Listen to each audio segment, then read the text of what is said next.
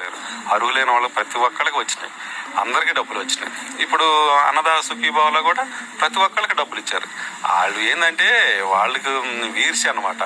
వాళ్ళకి కూటమి ప్రభుత్వం అభివృద్ధి చెందుతుందని, పరుగులు పెడుతుందని వీర్షి అసూయతో అలాంటి బురదకు పడుతున్నారు అనమాట. అలాంటిదే కానీ ఏం లేదు.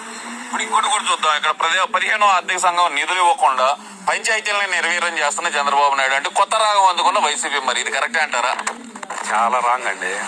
అసలు గతంలో నేను కూడా వైసీపీ ప్రభుత్వం 2013 నుంచి నేను సర్పంచ్ చేస్తున్నాను.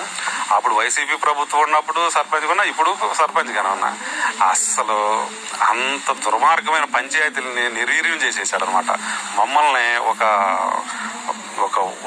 ఉత్సవ విగ్రహం లాగా చేశారనమాట. సర్పంచుల్ని ఉత్సవ విగ్రహాలుగా చేశారు. ఉత్సవ విగ్రహాల కన్నా ఊళ్ళో గ్రామస్తులు కొంచెం అప్పుడప్పుడు అన్న తీసి పూజలు అన్న చేస్తుంటారు. మేము అలా దరిద్రంగా తయారయ్యాయి అనమాట. మా డబ్బులు సెంట్రల్ కేంద్ర ప్రభుత్వం, అసలు రాష్ట్ర ప్రభుత్వం పంచాయతీలకి డబ్బులు ఇవ్వాలి, నిధులు ఇవ్వాలి.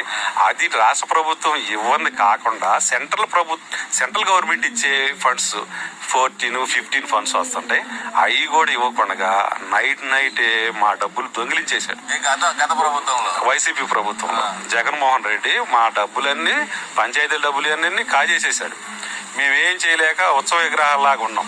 ఇప్పుడు వస్తుంటాం. ఇప్పుడు ఉదయాన్నే లేవగానే సర్పంచులు లైట్ వేయమంటారు, కాలువ తీయమంటారు, రోడ్లు వేయమంటారు, డ్రైనేజీలు అని అడుగుతుంటారు. మేమేం చేయాలి? అట్లా డబ్బులు తీసేసైతే మమ్మల్ని ఎదవలు చేసేసాడు అనమాట జగన్మోహన్ రెడ్డి. ఇప్పుడు కూటమి ప్రభుత్వం వచ్చి నాకు వస్తున్నారు.